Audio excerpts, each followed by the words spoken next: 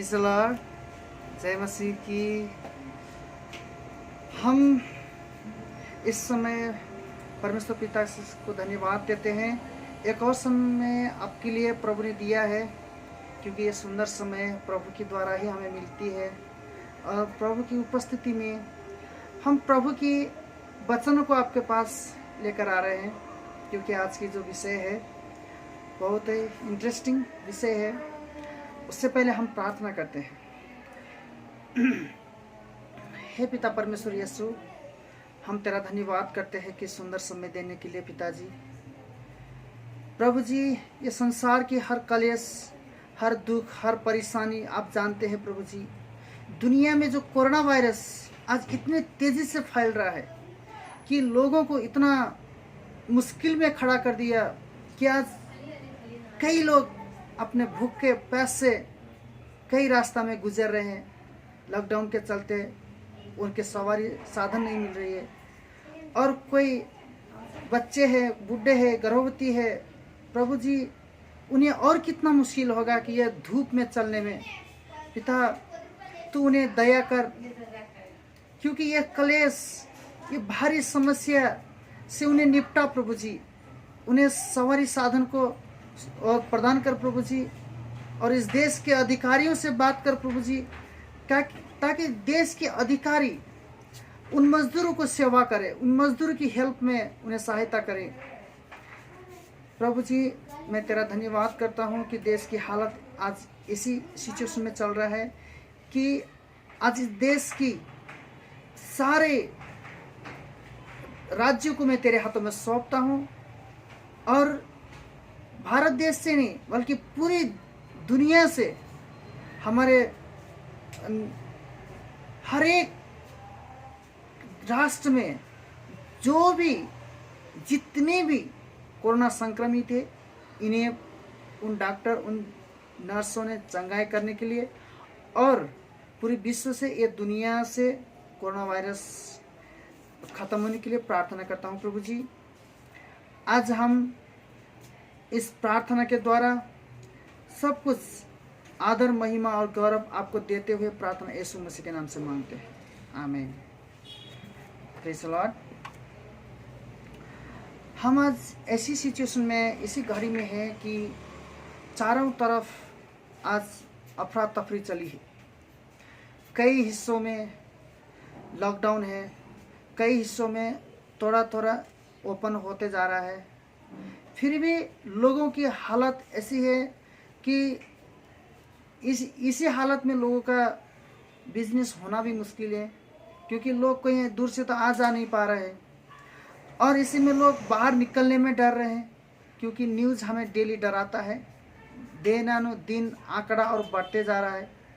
आज भारत की आंकड़ा देखा जाए तो पॉजिटिव 2-2.5 लाख से ऊपर हो चुका है, और 6,000 लोगों की मौत हो चुकी है। तो एक हिसाब से देखा जाए, हमें इस हालत में किसके पास जाना चाहिए? इस हालत में लोग अपने अपने धर्म के, अपने अपने भगवान का नाम लेते हैं।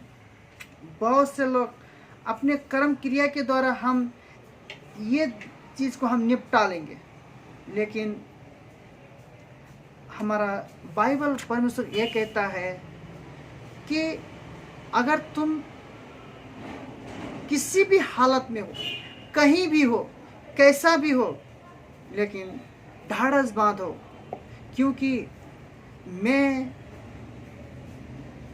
तुम्हें शांति देता हूँ, और मैं तुम्हें उस मुश्किल घड़ी से निकालता हूँ। मैं तुम्हें हाथ देकर तुम्हें उठाता हूँ। और रोमियो उसका 8 अध्याय उसका 28वां वचन कहता है, हम जानते हैं कि जो लोग परमेश्वर से प्रेम रखते हैं उनके लिए सब बातें मिलकर भलाई को ही उत्पन्न करती है। क्योंकि परमेश्वर हमारे जीवन में, भले हमारी नौकरी चली गई, हमारी बिजनेस चली गई, हमारे कई मुश्किलें, हमें एक जगह से दूसरे जगह जाने के लिए भी डरना पड़ रहा है। हम एक जगह में अगर दूसरे जगह बाहर से कुछ खरीद के लेके आते हैं तो भी हमें डरना पड़ रहा है। आज ऐसे हालत में इंसान को जीना इतना मुश्किल हो चुका है कि इस घड़ी में हमारे परमेश्वर, मैं तुम्हें बाहर आते अंदर जाते मैं हमेशा तुम्हारे साथ रहूँगा और तुम्हें अकेला नहीं छोड़ूंगा, और मैं तुम्हें अपनी योजना से मैं तुम्हारे भलाई को उत्पन्न करूँगा। क्योंकि परमेश्वर हमारी योजना से कई ऊपर अपनी योजना करता है, और वो हमारे हर एक योजना को जानता है। वो योजना वो पूरा करने में वो रात दिन लगा रहता है। वो हमें जो बनाया है अपने मकसद से, वो ज़रूर वो मकसद पूरा करेगा। क्योंकि जब हम परमेश्वर को अगर हम अपने आप को सौंप देते हैं, तो परमेश्वर के लिए अगर उसकी पवित्र आत्मा के हिसाब से हम जीते हैं, अगर वचन के हिसाब से जीते हैं, तो प्रभु हमें अपने कार्य के लिए यूज करता है। जब वो अपने कार्य के लिए यूज करता है तो वो जरूर कई गुना, कई मनुष्य की सोच और समझ से बढ़कर वो हमें देने वाला परमेश्वर। वैसे हम अगर रोमियो 8 का 18 पढ़ेंगे, क्योंकि मैं समझता हूँ कि इस समय के दुख और कलेश उस महिमा के सामने जो हम पर प्रकट होने वाली है कुछ भी नहीं है। क्योंकि परमेश्वर की महिमा जो हमें भविष्य में प्रकट होने वाली, जो स्वर्ग में, वो अनंत काल की महिमा जो हम परमेश्वर को देखेंगे, और परमेश्वर जब हम वो महिमा हम पर प्रकट करेंगे तो हम हंसेंगे। उस समय में हम इस पृथ्वी की हर एक छोटी छोटी बातों में हम कैसे डरते थे, लड़ते थे, हम छोटी छोटी बातों के लिए रोते थे, छोटी छोटी बातों के लिए हम घबरा जाते थे। लेकिन परमेश्वर ने अपना वचन हमें दे दिया है, तुम्हें इन चीज़ों से डरना नहीं है, तुम्हें इन चीज़ों में भूलना नहीं है। क्योंकि ये चीज़ सामान्य है, ये पृथ्वी की है, और वो कई गुना हमारे लिए सोचता है। वो हमें अनंत काल का अपना परिवार बनाना चाहता है। वो अनंत काल की उस परिवार में हमें बहुत कुछ दिखाना चाहता है। वो हमारे को अपना परिवार बनाकर उस सिंहासन के बाजू में हमें रखना चाहता है। क्योंकि परमेश्वर भला है, उसने हम पर बड़ी दया दिखाई है, इसलिए उसने अपना जान तक देने के लिए पीछे नहीं हटा। इसीलिए हम अगर रोमियो का 8 का 12 से शुरू करेंगे। इसीलिए हे भाइयों, हम शरीर के कर्जदार नहीं कि शरीर के अनुसार दिन काटें। क्योंकि हम शरीर के अनुसार दिन काटेंगे तो हम शारीरिक व्यक्ति हो जाएंगे। क्योंकि यदि तुम शरीर के अनुसार दिन काटोगे तो मरोगे, यदि आत्मा से देह की क्रिया को मारोगे तो जीवित रहोगे। अगर हमारी इच्छा, हमारी लालच, हमारे अंदर आने वाले क्रोध, घमंड, जो भी बुराई है, हम उसको मारना पड़ेगा, तब हम अनंत काल के लिए जीवित रहेंगे। इसीलिए कि जितने लोग परमेश्वर के आत्मा के चलाए चलते हैं वही परमेश्वर के पुत्र है। तो हम परमेश्वर की पवित्र आत्मा के द्वारा चलाए चलते हैं तो ही अपना पुत्र वो कहलाता है। इसीलिए मेरे प्रिय मित्रों, आप अगर परमेश्वर के साथ करीब में अपना जीवन जीना चाहते हैं तो आज ही आप उसके पुत्र बन जाइए। तो आपको पुत्र बनने के लिए सबसे पहले उसके इस वचन के द्वारा ही चलना होगा। और ये वचन में जो हमें बताता है, वचन के हिसाब से हमें चलना होगा, तब परमेश्वर अपना पुत्र हमें बना लेता है। क्योंकि तुमको दासत्व की आत्मा नहीं मिली कि फिर भयभीत हो। क्योंकि हमें दासत्व की आत्मा नहीं मिली कि हम दास नहीं, हमें परमेश्वर ने अपना संतान बनाया है, इसीलिए हमें डरने की जरूरत नहीं है। परंतु लेखपालक की आत्मा मिली है, हमें लेखपालक की आत्मा मिली है, जिससे हमें अब्बा हे पिता कह पुकारते हैं। क्योंकि हमारा वो चरावा है, वो हमारे चारों तरफ बाड़ा बांधता है, वो चारों तरफ हमारे लिए उसने एक बड़ा परखाल लगाया है, ताकि शैतान की हर तीरों को बुझा सकें, शैतान की हर योजना को विफल कर सकें। और परमेश्वर ने हमारे लिए कई बेहतरीन योजना की है, और जिसमें हम अपने परमेश्वर को पिता कहकर या अब्बा कहकर पुकार सकते हैं, क्योंकि जिसके साथ ही वो घनिष्ठ रिश्ता होता है, जिसके साथ ही हमारा एक रिश्ता बनता है, उसी को हम पिता कह कर सकते हैं। अगर हमारा बच्चा हमको अपना पिता कहकर बुलाएगा, लेकिन दूसरा बच्चा हमें पिता करके नहीं बुला सकता, क्योंकि वो हमारा बच्चा नहीं होता है। जिसका बच्चा होता है वही सिर्फ अपने पिता को बुला सकता है। इसीलिए आज आप भी अगर परमेश्वर के बच्चे होना चाहते हैं तो आप भी परमेश्वर के वचन पर चलिए, उसकी पवित्र आत्मा के चलाए हुए, तो पवित्र आत्मा के भरपूरी में आपकी जीवन आप चलिए। क्योंकि अगर संसार के हिसाब से चलेंगे, क्योंकि संसारिक लोग वो संसार के लिए सोचते हैं, वो संसार में कैसा जीवन जीना है, संसार की चाल चलन, संसार की तौर तरीका, वो आत्मिक दुनिया से कई अलग है।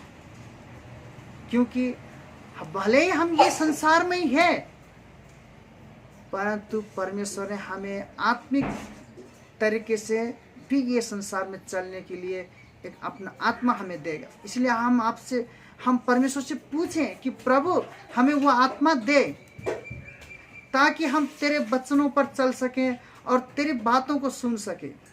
आज हम परमेश्वर से बात करने के जरिया, ये हमारा बाइबल है, वो वचन दे रखा है। इसमें हम ये वचन के द्वारा हम अपनी आत्मिक उन्नति और बढ़ोतरी कर सकते हैं, आत्मिक उन्नति को बढ़ा सकते हैं, अपना विश्वास को मजबूत कर सकते हैं, ताकि हम परमेश्वर से और करीब जा सकते हैं। तो परमेश्वर हमसे और करीब आता है, तो हम पूरी तरह से परमेश्वर से इस तरह से अपना जीवन को दे सकते हैं। क्योंकि प्रभु ने हमें ये संसार में रखा है तो कुछ खास मकसद के लिए आपको भी रखा है और हमको भी रखा है। इसीलिए हम और 16 को पढ़ते हैं। आत्मा आप ही हमारे आत्मा के साथ गवाही देता है कि हम परमेश्वर की संतान है। क्योंकि हमारे आत्मा गवाही देता है कि हम परमेश्वर की संतान है।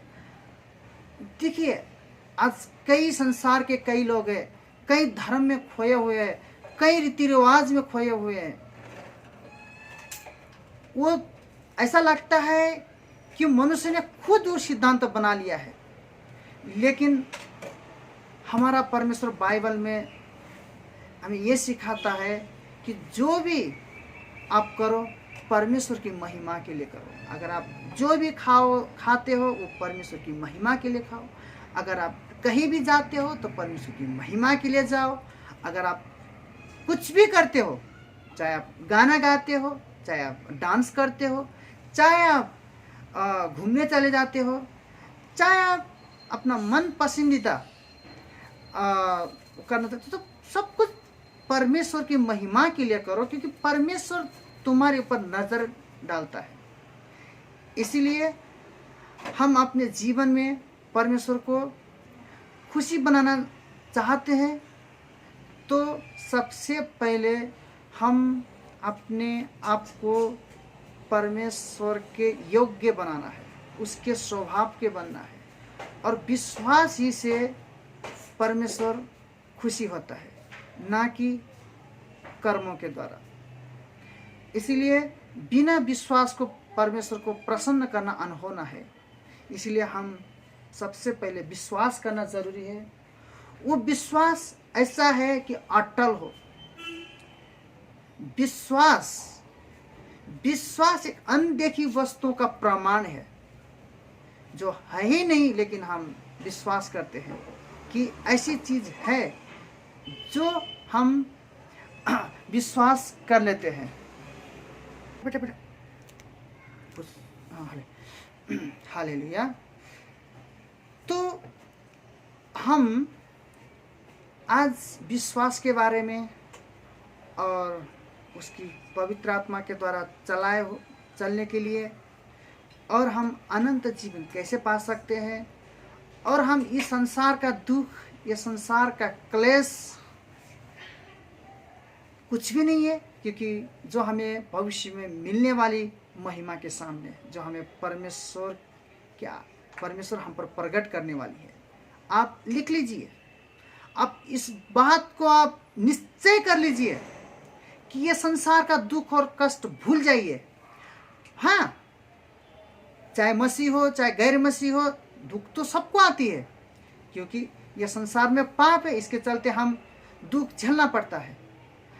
लेकिन इस दुख और क्लेश में होते हुए भी हम परमेश्वर की महिमा कर सकते हैं। प्रेज़ द लॉर्ड, जय मसीह की।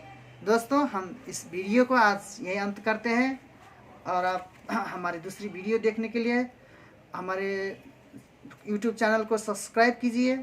मेरा YouTube चैनल है लीलाधर मसीह, आप सर्च कर सकते हैं, और लाइक कीजिए और शेयर कीजिए। Praise the Lord, thank you.